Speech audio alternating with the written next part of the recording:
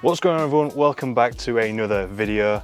Today we're going to be showing you on the channel how to debadge your car and what to use when debadging your car. So I personally like to use a nylon fishing wire, and you will also need a caramel wheel for your drill. Now these are quite cheap, the fishing wire is quite cheap. All in all, if you've got a drill already, this is probably going to cost you around £10 if that. I'll give you a quick close-up look at this and I'll show you how to remove the badges on your car. Now before we get going, one thing I will say is that some badges are pressed into the panel. They'll have a couple of locating pins, and if you were to remove this badge in the centre here, that particular badge will leave 2 holes in the boot. So I'm not going to be removing that one, but if you do want to remove all your badges, or if you've got a badge to replace it with, then brilliant. If not, you'll be left with a couple of holes in your boot lid. Alternatively, the badge just here on the right hand side, the Civic Coupe one, this is just stuck on with double-sided adhesive, and that will come off nice and easy with the fishing wire I mentioned earlier. So that's the fishing wire I'm using. I think it's 0.25 millimeters. I think it's about 5 meter, 10 meter, something small. You know, it's just the smallest one I could find. And also one of these is what you'll need. This is a caramel wheel. It's just a drill bit. It just locks in to your drill at the end, and it's like a nice soft rubber.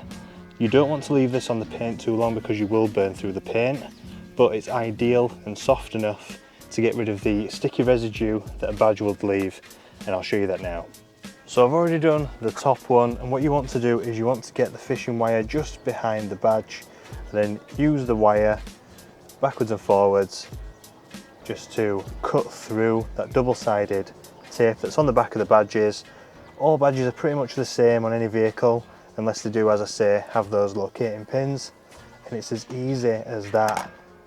There we go. So it does leave this sticky residue, and that's what the caramel wheel's for, but as you can see, the VTEC badge has been quickly and easily removed. Now there are other ways of doing this. I've seen people using chisels, crowbars.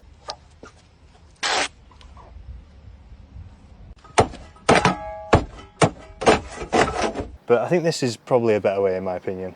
Now for the caramel wheel, nice and easy, hardly any pressure. You want to use the edge of the wheel. I find that the easiest to control, and it's very effective, although you do need to be careful that if you are reducing the surface area on the paint, that you will create more heat.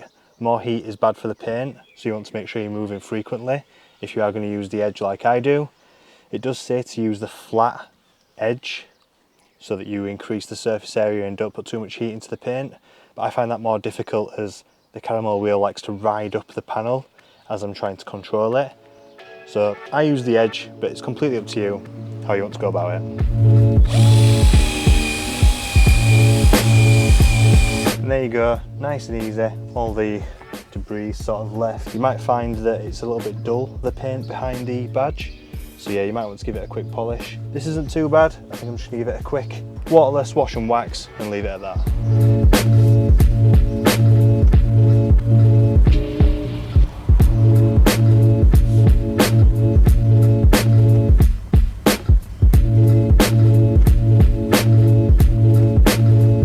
So that's it, we've debadged the left hand side as you can see, and we've got the right hand side to do. I don't know whether I'm going to leave the Civic Coupe badge or leave the 1.6 VTI badge. The 1.6 VTI badge is the badge that lets you know exactly what the car is over here in the UK. It's the equivalent to the SI badge that they got in the States. But the Civic Coupe badge does look very clean in comparison to the VTI badge. I'm 50-50. I don't know if I should leave it until I've decided. Anyway, if you watch this video to the end, you'll see which one I end up choosing. Drop a comment below which one you would have chosen to leave on the car. I'm just concerned that the 1.6 VTI badge is just a little bit worse for wear. It's chipping a little bit. It's not in the best of condition, if you can get that there. Yeah, it's just a little bit chipped around the 1 and the V. I don't know. I'm 50-50. So that's it from me, a quick and easy tutorial on how to debadge your car. And it should work on all cars as long as they don't have the locator pins, as I mentioned earlier. You should be able to cut through that double-sided tape, buff it off with that caramel wheel, and that should be it. So if you found this video useful, like the video, subscribe if you haven't done so already, and I'll catch you in the next one. Bye for now.